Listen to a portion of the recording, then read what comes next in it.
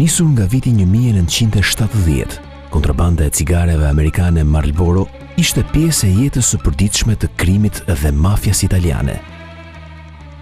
Për natë, skafe që ecnin me shpejtësi skëter sillnin në brigjet e Puljas, Sicilisë dhe Napolit sasi të konsiderueshme cigaresh për të ushqyer tregun e zi që lulëzonte. Quando ma tutto quello che vuole, a tutti i vostri porta le sigarette, venite qua che le trovate. Ascolti, guarda che da dietro il vicolo sta arrivando la macchina della finanza. Oh! Bottoni? Compratevi il bottone. Tengo là, capo tutti, da tutte quelle che ho pulito voi, ho cotone, bianco, rosso, verde, giallo. Paketat e cigareve shiteshin krejt hapur në të gjitha rrugët e qytetit, ndërsa blicet e rojeve të financës fusnin në panik praktikisht të gjitha familjet që popullonin lagjet e vëna në Shenjestër.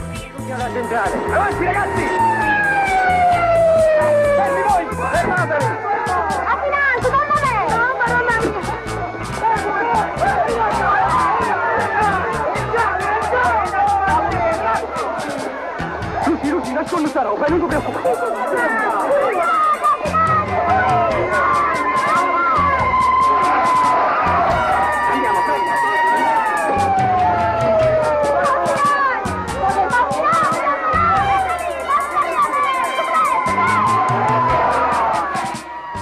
Këto ishin disa nga pasojat, por pakush e di se më së shumti, zanafilla e këtyre cigareve ishin magazinat në territorin e izoluar të Shqipërisë komuniste. Armiqtë e Partisë së Popullit tonë, imperialistët dhe revizionistët, na kanë halë në sy dhe na urrejnë. Ata tërbohen kur shohin se brenda në prapavijat e tyre, një vend i vogël dhe një popull heroik lufton me heroizëm dhe me këmbëngulje për të mbrojtur zhirinë në pavarësinë e tij dhe ndërton me sukses socialistë. Faktet thonë se në kulmin e pushtetit të vet, në kohën kur u paraqitej shqiptarëve dhe të interesuarve të tjerë si njeriu më parimor në botë, Enver Hoxha kishte dhënë viston që Shqipëria të përfshihej në vorbullën e rrezikshme të kontrabandës së cigareve amerikane. Me sa duket, joshja nga valuta e fortë ishte më e parezistueshme se sa refuzimi që diktohej nga parimet e shtetit komunist, të stilit gjithçka me forcat tona.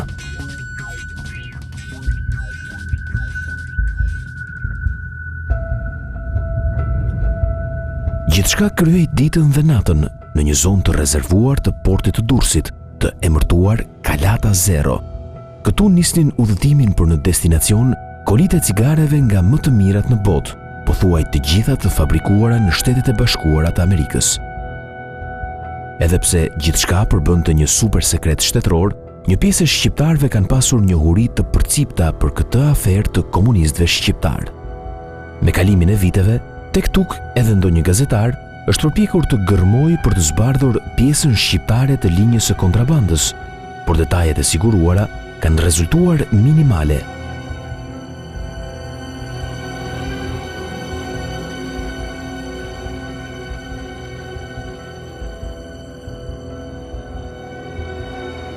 Për habi, historia nis në vitet e errta të luftës së dytë botërore, kur nazistët nisën për ndjekjen dhe shfarosjen e hebrejve. Në fakt, gjithçka ka lidhje me mikpritjen dhe burrërinë e shqiptarëve për të marrë në mbrojtje dhe strehuar ata që ju kërkuan ndihmë. Që në ditët e para të njohjes, Beraha më tha se Shqipërinë e kishte pasur gjithmonë në mendje dhe se nuk donte ta mbyllte karrierën pa demonstruar një shenjë mirënjohjeje për të. Arsyeja është se unë kam lidhje të vjetra me Shqipërinë dhe në një farë mënyre jetën time ja dedikoj edhe asaj. Që të jemi qartë, unë ja detyroj jetën një familje shqiptare në Tiranë, sepse gjatë luftës ajo më fshehu pasi gjermanët më kishin në listat e hebrejve.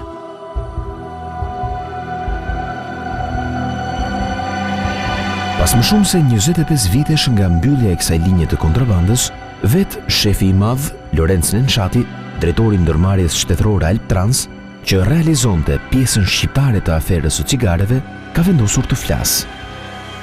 Me anën e këtij libri të sapo botuar, për herë të parë ai I jep një panoram të plot, duke zbardhur një nga enigmat më grishëse dhe më të pabesueshme të gjithë epokës së komunizmit shqiptar.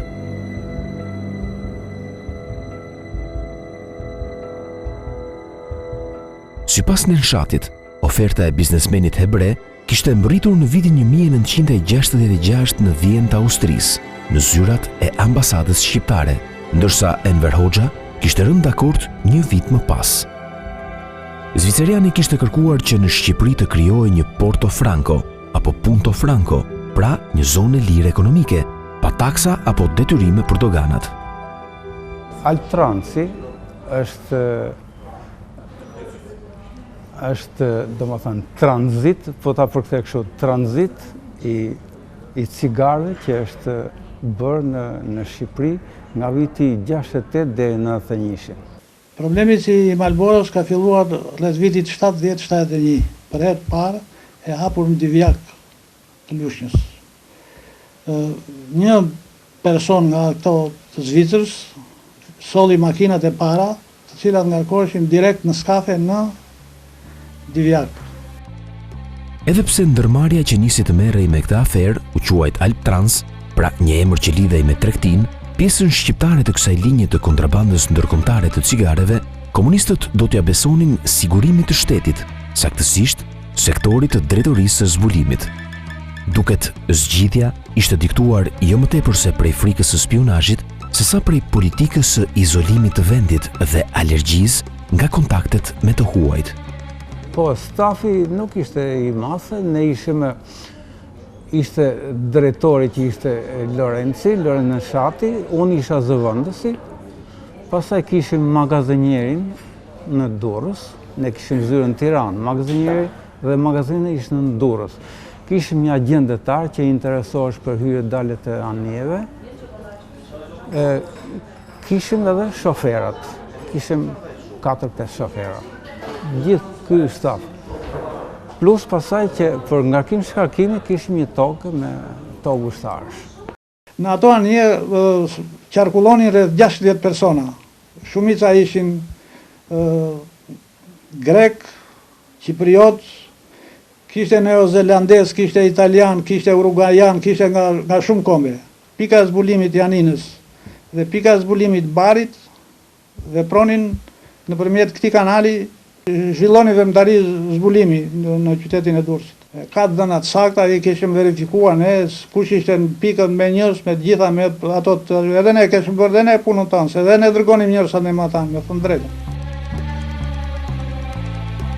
Ndërsa cigaret ishin të cilësisë më të lartë të mundshme, kryesisht Marlboro, por edhe Camel apo Winston, të prodhuara drejt për drejt në fabrikat e Philip Morris dhe Reynolds në Shtetet e Bashkuara të Amerikës.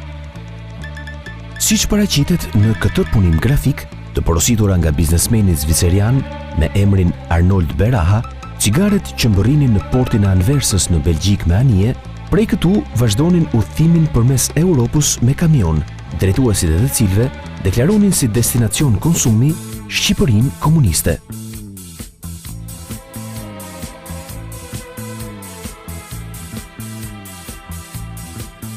Por cila ishte pjesa e shqiptarëve në këtë linjë ndërkombëtare të kontrabandës së cigareve, cilat shifra në dollar amerikan i detyruan komunistët të shkelnin parimet e mbështetjes në forcat e veta, cilat shifra i detyruan të futeshin në një veprimtari kriminale që ka përcente kufit zyrtar shtetëror. Për habi, në 10 vjeçarin e parë, fitimet e shtetit shqiptar nga kontrabanda e cigareve kanë qenë qesharake.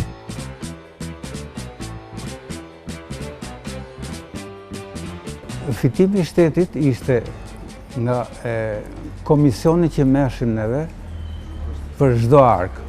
Këtu futesh shoqërimi gjatë rrugës nga Anihotit deri në magazin. Magazinimi, përpunimi i madh aty, transportimi me makinat tona nga magazinat në port. Aty ishte një kalat zero që e kishte portin në dispozicion tonë, edhe këtu ishte fitimi i mirë. Bëhesht taksat portuale të mjeteve lundruse që vishin, furnizimi me karburant që nuk ishte i pakët në atë kohë.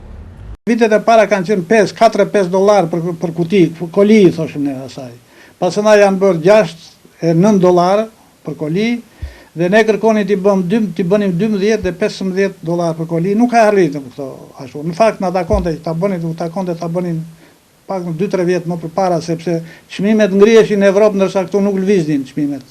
Ashtu si gjithë një, nuk është faj i ekonomisë Ministrisë Brëndshme, është faj ekonomik që e kishin firmat e tregtisë jashtme, sepse ato e bënin, ishin dhe ato ndjeni këtij veprimi. Nga viti 70 deri në vitin 80, të ardhurat vjetore që ka pas shteti banga jonë, kanë qenë nga $100 deri në $500,000, që varionin herë 400, herë 300, herë 500.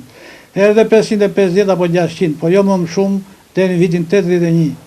Nga viti 81 u shpërngull dhe u hapën magazinat në Rushbull.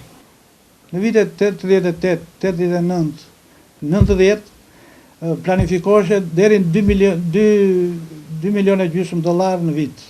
Në vitin 91 u planifikua $3 milion në vit. Teksa shqiptarët kënaqeshin me fërmia, pjesën e luanit e merrte mafia apo krimi organizuar në Itali, dhe sigurisht edhe biznesmeni zvicerian i paraqitur me emrin Arnold Beraha. Sigurisht që për të gjithë linjën e kontrabandës, fitimi dilte nga shmangja e detyrimeve doganore dhe sidomos e akcizës apo pjesës që fitonte shteti italian në tregtinë e rregullt të cigareve. Fitimi i kësaj në raport me të gjitha llojet e tjera të kafes, të armëve, të gjitha llojet e tjerave që mund të bëheshin kontrabandë, ka qenë disa herë më i madh. Për arsye sepse cigaret që vinin në portin sipas llogarisë e bisedave që kanë bërë me përgjegjësit e tyre në firmat zvicerane, cigaria vinte në portat e Hollandës 19 cent, kostonte nga Amerika, nga prodhimi deri aty paqeta e cigares kostonte 19 cent.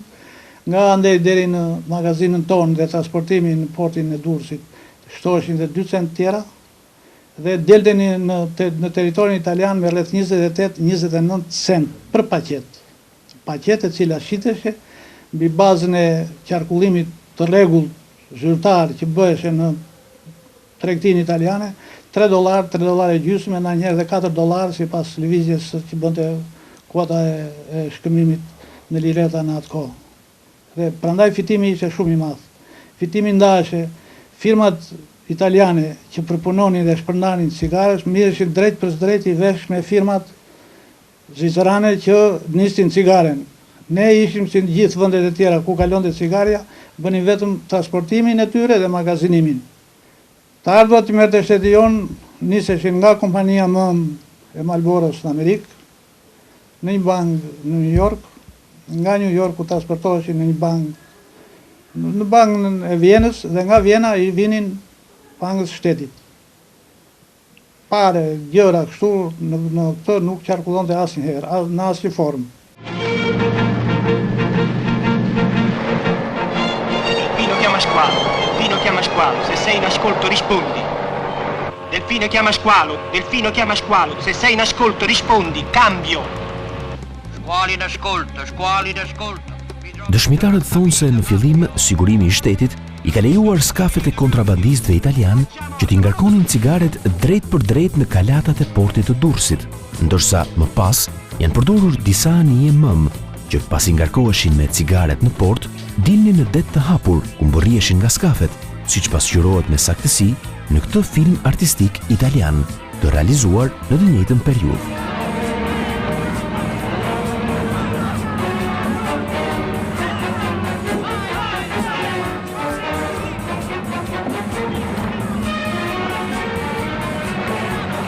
Por shteti shqiptar nuk do të dilte krejt pa lagur. Her pas here, diplomat apo qeveritar italian të mbërritur në Tiranë për shkaqe të ndryshme do të ankoheshin për linjën e kontrabandës së cigareve. Politika me Italinë atë kohë nuk ishte shumë e mirë. Do të thënë ishin vetëm marrëdhënie tregtare dhe marrëdhënie diplomatike, kurse politikisht nuk shkoshin mirë me italianat. Dhe sa herë që acarosh kjo politika, atëherë këto forcat e financës bëshin protest nga qeveria dhe qeveria nëpërmjet organeve të shtypit, për shembull, thoshte që nga Shqipëria bëhet kontrabandë, duhet të hiqen e këtej.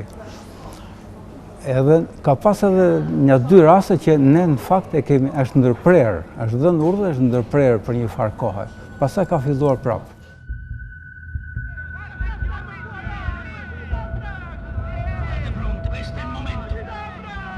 E në fakt, qeveria italiane nuk e kishte të lehtë të pranonte kontrabandën e cigareve në Puglia, Sicili dhe Napoli. Veç dëmit që i bëi buxhetit të shtetit nga taksat e anashkaluara, kontrabanda kishte futur në konflikt grupet e ndryshme kriminale, duke përgjakur sidomos qytetin e Napolit dhe rrethinat.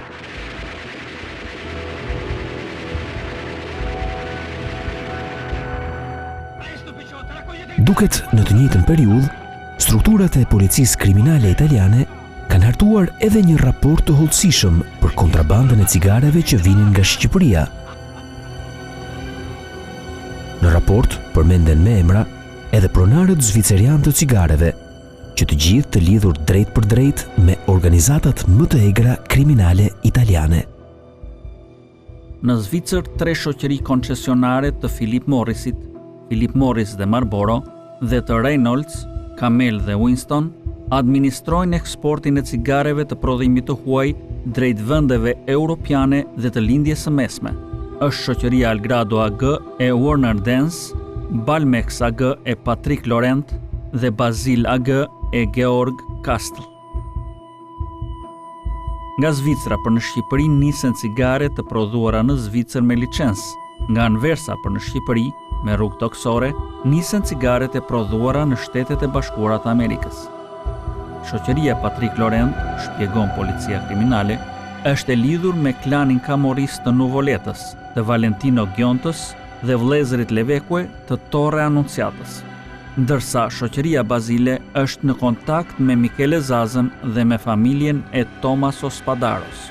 Dhe në fund, shoqëria Algrado përmbush furnizimet për bandat palermitane të Rotolos, Savokës, Messinës, që të gjitha të lidhura me Corleonezët.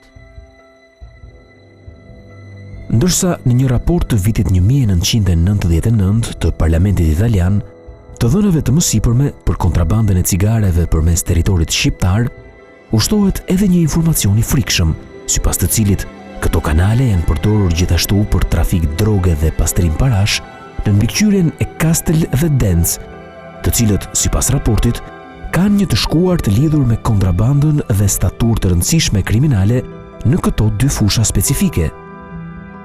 Ka shkruar dhe ai Savianoja për këtë problem që ai thotë që mafia shqiptare, po në fakt unë jam interesuar atëherë për të mësuar, sepse unë përpara se sa të vija këtu kam qenë shefi i sektorit zbulimit në Durrës.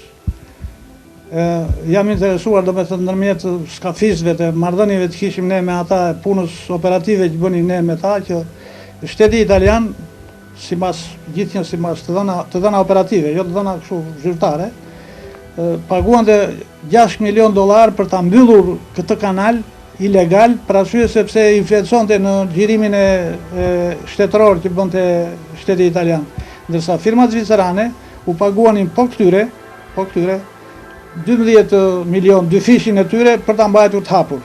Edhe fakti është domethënë që shumë herë policia financiare italiane kapte skafe, ndonjëherë i kapte me helikopter, merrte 2 barka dhe helikopteri ikte andej, skafi ikte andej, ose dënimi maksimal i skafistit që ziheshe me cigare në Bregdetin ashtu ishte 27 deri 28 ditë. Ditën e 29 vinte prapë portin e Durrësit ai për të marrë cigare të tjera. Kontrabanda vjen nga Shqipëria, por Shqipëria bën tranzit të mallrave. Kontrabandën e bëjnë motoskafët italiane që futen, marrin cigaret dhe i çojnë ato në Puglia, në bari Brindisi, po kryesisht shkoshin në Napoli. Dhe me sa kam dëgjuar unë, me këtë aktivitet jetoshin rreth 700.000 persona ose 250.000 familje. Edhe kur erdhi ministri italian që i tha Rami Salis, shiko se ju bëni kontraband, Rami Salia ju përgjigj që ne nuk kemi forca të bëjmë kontraband, po i tha vinë skafisët tanë, atëherë ju keni shkelur, i tha, integritetin tonë, jo ne tuajt. Informacioni sipas të cilit me kontrabandën e cigareve jetonin 700.000 njerëz në Napoli dhe rrethinat e tij, duket është marrë si i mirëqen nga një batutë e njohur e Michele Zazës, kontrabandistit më të madh dhe më të famshëm napoletan të cigareve të viteve 1970-1980. Të paktën 700.000 njerëz jetojnë nga kontrabanda, e cila është për Napolin siç është fjati për Torinon. Ata më kanë quajtur mua anjelin e Napolit, por e gjitha kjo mund të eliminohet në 30 minuta, dhe pastaj ata që punojnë do të mbarojnë. Do të bëhen të gjithë hajdut, grabitës, plaçkitës. Napoli do të bëhet qyteti më i keq në botë. Në të kundërt, ky qytet duhet të falenderojë 20-30 njerëzit që merren me anijet e ngarkuara për t'i shkarkuar, duke ndaluar në këtë mënyrë krimin.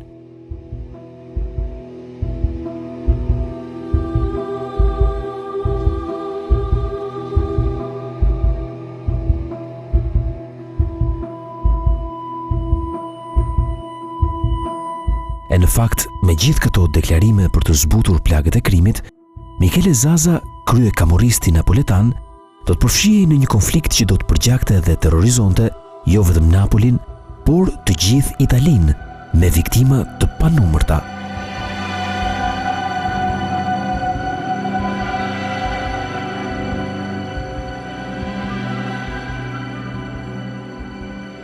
Por incidente, edhe pse të një tjetër natyre, do të kishte edhe në ujërat shqiptare. Mbrëmjen e datës 25 korrik të vitit 1982, në afërsi të Vlorës, patrulla e roje së kufirit që lundronte me një katër silurues, ishte përballur pikërisht me një nga skafet italiane të kontrabandës së cigareve. Por edhe pse italianët kishin ngritur në krah një koli me Marlboro për të dhënë ushtarakëve shqiptar të kuptonin se ishin ata të zakonshmit e cigareve, një oficer shqiptar zbraz mitralozin, duke e lënë të vdekur drejtuesin e skafit.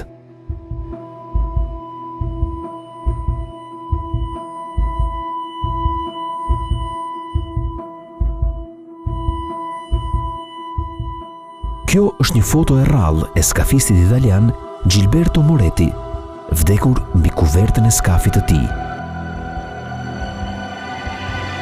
Të këmbët shquhen qartazi kolit me cigare të prodhimit amerikan. Për fat, plumbat e kishin kursyer shoqëruesin e tij, Cosimo Piccolo, të cilin hetuesit shqiptar të ngjarjes e kanë vënë të pozojë mes kolive me cigare Marlboro kontraband.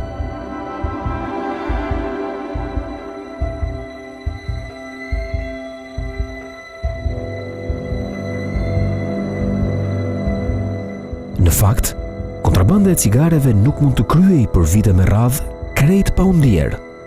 Her pas here, do të linte edhe ajo shenjat e saj.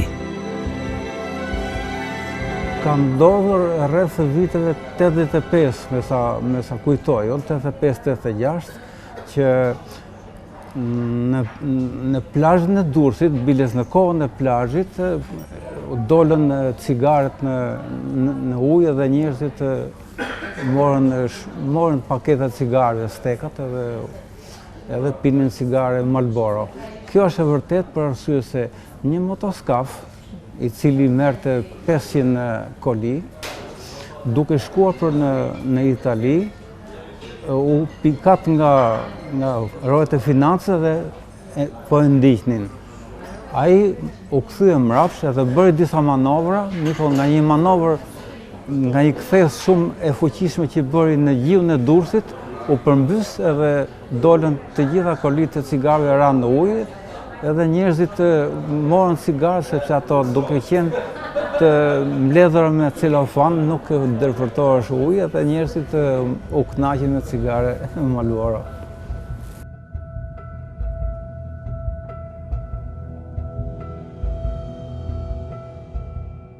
Por sa fitoi shteti shqiptar nga përfshirja në këtë linjë të kontrabandës së cigareve?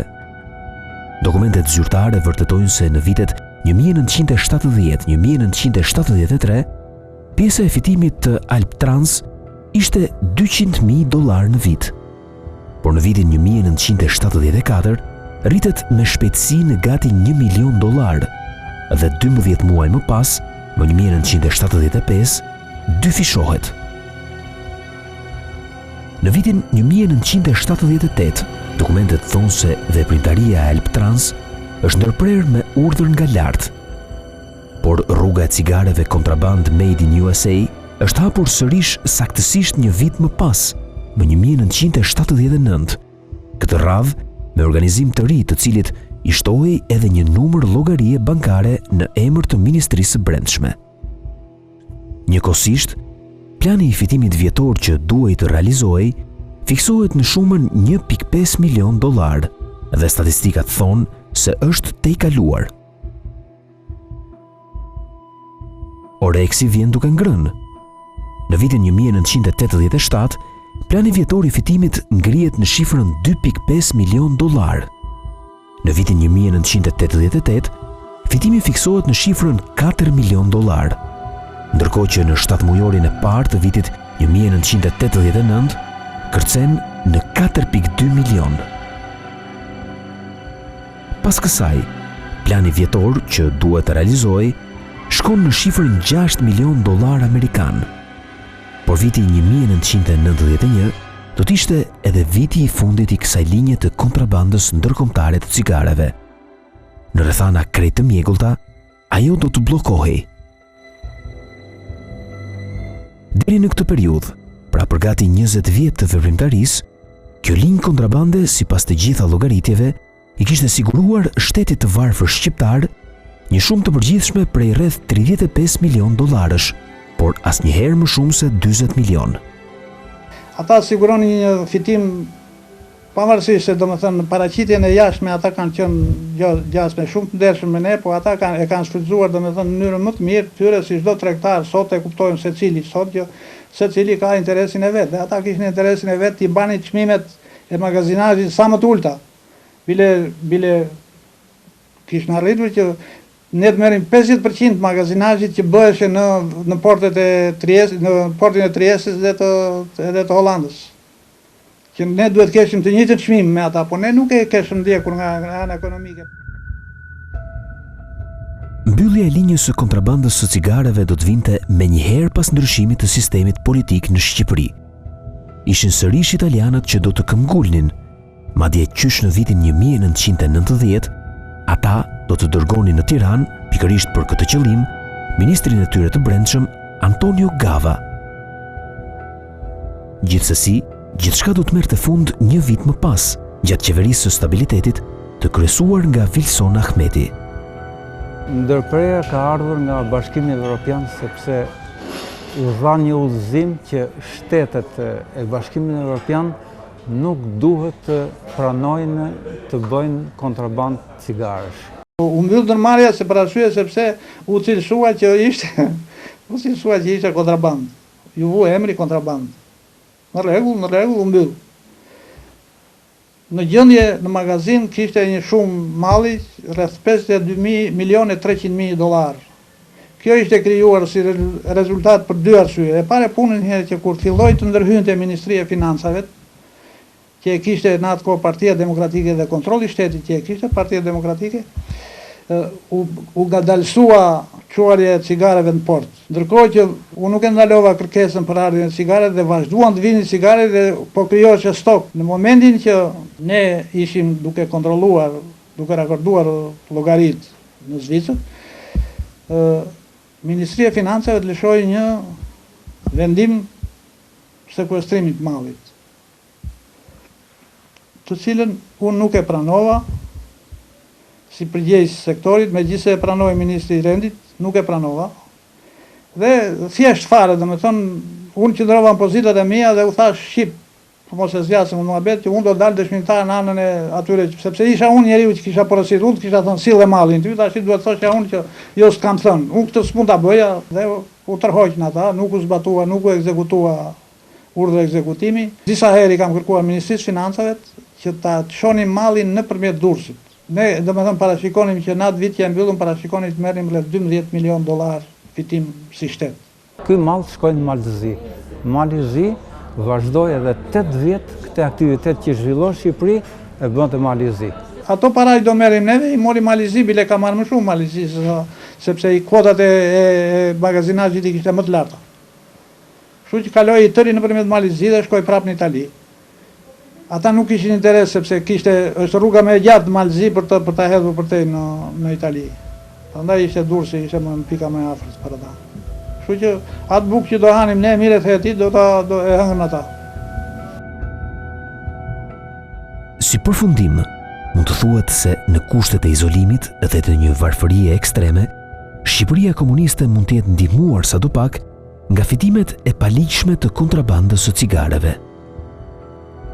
Mungesa e njohurive apo e përvojës për shkak të mosnjohjes së mekanizmave dhe praktikave të tjera nuk u kanë mundësuar të kapnin lojën dhe të organizonin një fitim dinjitoz të përafruar me atë që siguronin punto frankot e tjera të kontrabandës së cigareve të shpërndara në të gjithë Ballkanin, në të gjithë Europën apo edhe në të gjithë Rusullin.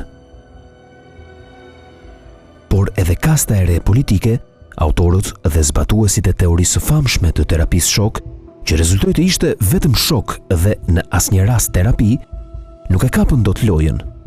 Për fat të keq, gjithçka ishte duke ndodhur në kohrat kur kryeministrat shqiptar deklaronin edhe vetëm një javë bukë në rezerva.